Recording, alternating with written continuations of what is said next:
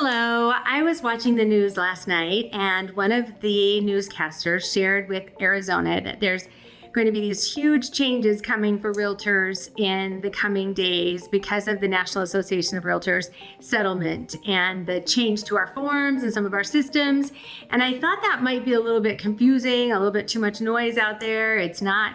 In my opinion, it's nothing that's negative. It's going to be a lot more transparency and helping buyers and sellers understand the process and how realtors get paid and all of that. But figured that I would just, in a very unscripted way, share with you some of the quick changes that you might want to be aware of. And there's so much more, and I can explain it in depth.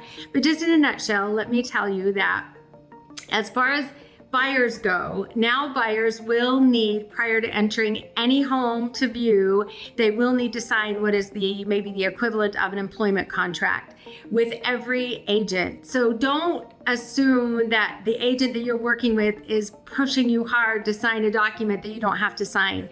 That is now going to be required in the state of Arizona. And I want you to be so careful that you're not signing multiple buyer broker agreements. That's just really important. So one fear I have is that buyers don't understand that when you sign that agreement, it's potentially linking you to your agent, and hopefully that's a great relationship and that's what you want. But in light of that, what you're promising that agent that you're working with is that you've negotiated a compensation, a seller professional fee, whatever that is, and that you will be paid.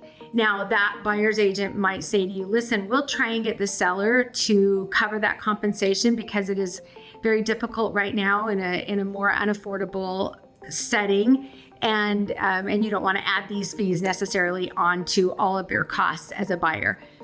That's going to be a conversation you have with your buyer's agent. But I just want you to know that you are signing an agreement that they will be paid one way or another.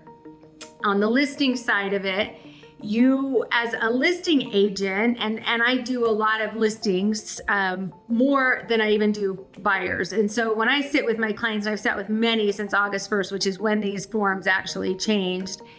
Prior to August 1st, you would sit with me and say, Rebecca, we'll use an apple as the compensation that we agreed to.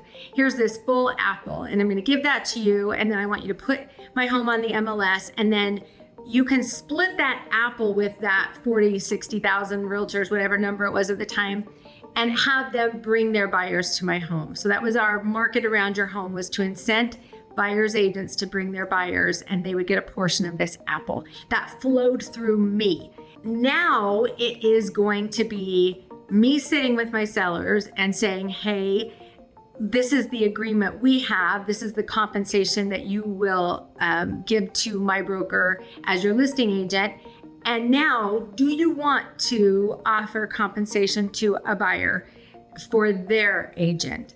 And I have sat in many listing appointments since August 1st, and every single seller has agreed that that makes sense to make a market around their home, to offer to offset that cost to a buyer. And it may not even be the full cost that a buyer's agreed to with their agent, but they are all so far agreeing that it is better for them to offer that compensation and take that off the plate of the buyer so that the buyer will be able to come to the home and make it a little more affordable. So essentially, what we're doing now is, if I have this apple, my listing is saying, here's the apple. A portion of that apple will go to you, Rebecca, because you're listing my home and that's our relationship and we've agreed to this.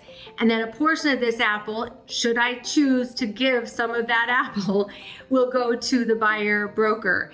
Now, whether that buyer asks for that apple, depending on how the market is and how strong it is or what their buyer wants to do, they may not ask for it, but there is an addendum to the contract now that will make that request should the buyer want the seller to help them out with that compensation.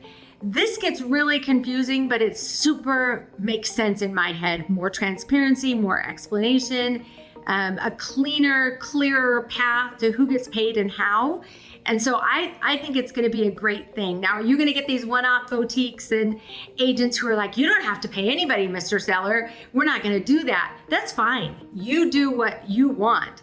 But I believe it's going to create a stronger, better market around your house if you offer that compensation, and then the buyers don't have to worry about an additional whatever amount they agreed to for their buyer.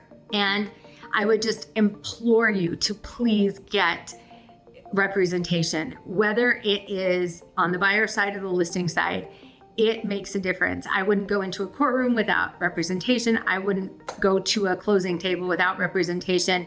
There's a lot of agents out there, and a lot of agents aren't going to understand all of this, and especially if they don't have a lot of experience. And so please make sure you've got representation, and then that representation understands all these changes and how to explain them and what they mean to you and why it makes a difference in a positive way, and give you the pros and cons. I look forward to talking to you. If you have any questions, I'm always here. I'll talk to you soon. Bye-bye.